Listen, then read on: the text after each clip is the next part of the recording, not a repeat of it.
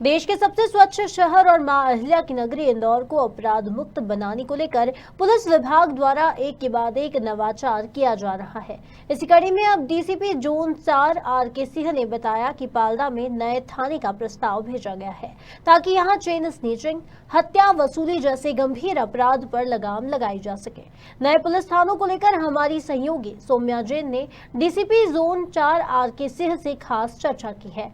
आइए नए पुलिस थानों को लेकर उनका क्या कहना है, ये उन्हीं से जानते हैं। देश के सबसे स्वच्छ शहर इंदौर में लगातार अपराध बढ़ते जा रहे हैं, जिसको लेकर पुलिस प्रशासन भी कई तरह की कोशिशें कर रहा है कि जैसे तैसे लगाम लगाया जाए।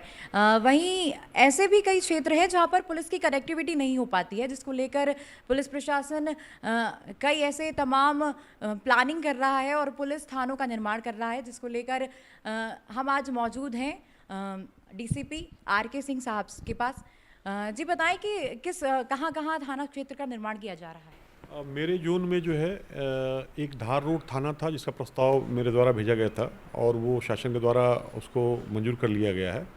धार रोड थाना बनाने के पीछे उद्देश्य ये था कि आपको मालूम होगा वहाँ सिंघासा जो है आईटी पार्क वगैरह आ रहा है, नया बन रहा है और जिस कारण से जो है वो नियर फ्यूचर में जो है वहाँ पे ढेर सारी आबादी बढ़ेगी और ढेर सारे लोगों का वहाँ पे बसाहट बढ़ेगी। इसके अलावा क्या है कि चंदन नगर थाना जो है वो काफ़ी ज़्यादा वहाँ अपराध होते हैं, करीब 1200-1300 अपराध साल भर में होते हैं।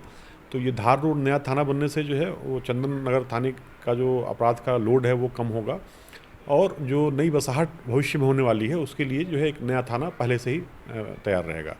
तो एक तो उद्देश्य ये था धार रोड थाना बनाने का, जिसको शासन के द्वारा स्वीकार किया जा चुका है।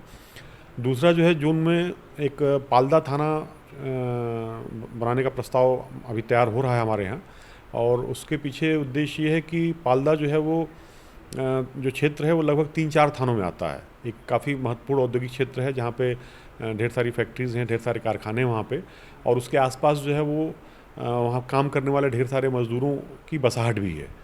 तो वो कई बार ऐसी सिचुएशन आती है कि सड़क किस तरफ कौन सा थाना है, सड़क उस तरफ कौन सा थाना है, उसको लेकर कई बार चीज़ें सामने आई हैं। और पाल्दा अपने आप में एक इंडस्ट्रियल क्षेत्र होने के नाते उसका एक अपना एक अलग यूनिट है। तो इस कारण से उस यूनिट को ध्यान में रखते हुए एक अलग थाना बनाया जाए जिसमें भंवरकुआं और संयुक्तागंज, आज़ाद नगर, तेजाजी नगर, इन थानों से जो पाल्दा से रिलेटेड हिस्से हैं वो कट करके और फिर पाल्दा एक अलग थाना बन जाएगा। उससे जो है भंवरकुआं थाने में भी क्राइम काफ़ी लोड है तो वो लोड कम होगा क्राइम का भंवरकुआं में और पाल्दा जो है अपना एक अपने आप में एक नया अच्छा थाना बन के सामने आएगा। जी मतलब किन लोगों पर टारगेट किया जाएगा ये थाने बनने के बाद, कैसे अपराधों को कम किया जाएगा? पाल्दा क्षेत्र जैसा कि मैंने बताया आपके यहाँ की जो है वहाँ पे मज़दूरों की बसाहट बहुत ज़्यादा है तो वहाँ पे शाम के समय शराब पीकर आपस में लड़ाई झगड़े करने का, मारपीट करने का, कई बार हत्याएं भी हुई हैं। और दूसरा जो है वहाँ पे चेन स्नैचिंग वगैरह की घटनाएं भी कभी कभी हो जाती हैं। अभी वहाँ पे सिर्फ एक सहायता केंद्र है उस पूरे इंडस्ट्रियल एरिया में। भंवरकुआं थाने का सहायता केंद्र छोटा सा जहाँ कभी कभी पुलिस रहती है, कभी नहीं भी रह पाती है, जैसा बल उपलब्ध होता है। जब वहाँ एक थाना बन जाएगा तो एक तो उस पूरे क्षेत्र में पुलिस की लगातार प्रेजेंस रहेगी और जो बीट पेट्रोलिंग है, जो हीनियस ऑफेंसेस के जो ऑफेंडर्स होते हैं उन पर निगाह है, हिस्ट्री शीटर्स जो उस क्षेत्र के हैं उन पर निगाहबीनी जो रहेगी। और इसके अलावा जो कमिश्नरेट सिस्टम जो भी पिछले 1-1.5 साल में हमारे यहाँ नया शुरू हुआ है तो उसमें बेहतर कार्रवाई करके जो हैबिचुअल ऑफेंडर्स हैं उन पर अंकुश रखा जाएगा, पेट्रोलिंग बेहतर रहेगी और पुलिस की प्रेजेंस रहने से अपराधों में निश्चित रूप से कमी आएगी।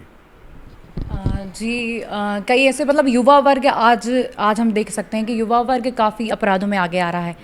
मतलब लोग अपने शौक़ को पूरा करने के लिए ऐसे कई वारदातों का अंजाम दे रहे हैं, तो उनको आप क्या संदेश देना चाहेंगे? नहीं, युवाओं के लिए संदेश तो जो मतलब सभी के लिए है कि अपराध से आप जितना दूर रहेंगे, नशे से जितना दूर रहेंगे, जितना अधिक से अधिक आप नियमों का पालन करेंगे, उससे आपको ही नहीं समाज को, आपके परिवार को, सबको उसका लाभ मिलेगा। और अभी जो है वो कई बार नशे के बहक में आकर के, दोस्तों के बहकावे में आकर के नशा करके अपराध करने की भी टेंडेंसी देखी जाती है।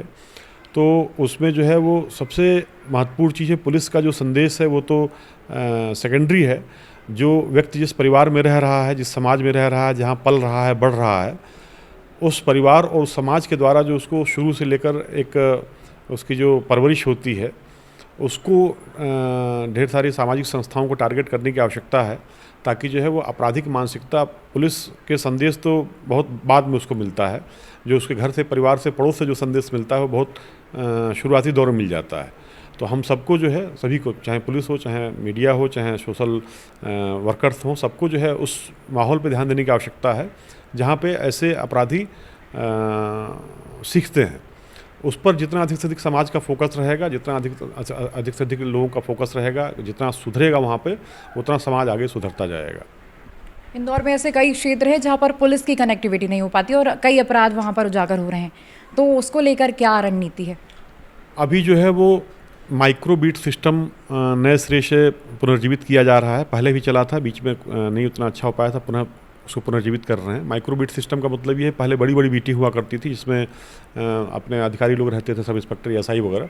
अभी हम लोगों ने क्या किया, उन नई बीटों को जो है छोटी छोटी बीटों में बदल दिया है। मतलब एक बड़ी बीट है, उसमें पता चला 10-12 माइक्रो बीट हो गई हैं, और उस हर माइक्रो बीट में कांस्टेबल, हेड कांस्टेबल को नामजद किया गया है। उसका उद्देश्य यही है कि वो जो हमारा माइक्रोबीट का कांस्टेबल, हेड कांस्टेबल है, वो उन क्षेत्रों में जाए, लोगों से जीवन संपर्क रखे, अपराधों के घटित होने से पहले उसको सूचना मिल सके, ऐसा नेटवर्क को डेवलप करे ताकि अपराधों पर बेहतर ढंग से नियंत्रण किया जा सके। इससे माइक्रोबीट सिस्टम से निश्चित रूप से ज़्यादा बेहतर इन्फॉर्मेशन पुलिस को मिलेगी और अपराधों पर नियंत्रण रहेगा। जी, आपका बहुत बहुत धन्यवाद। तो आपने देखा कि इंदौर में नए थाना क्षेत्र के निर्माण होने से कई अपराधों पर लगाम लगाई जाएगी। वहीं आगे भी देखना होगा कि पुलिस प्रशासन का और आगे क्या प्लानिंग रहेगी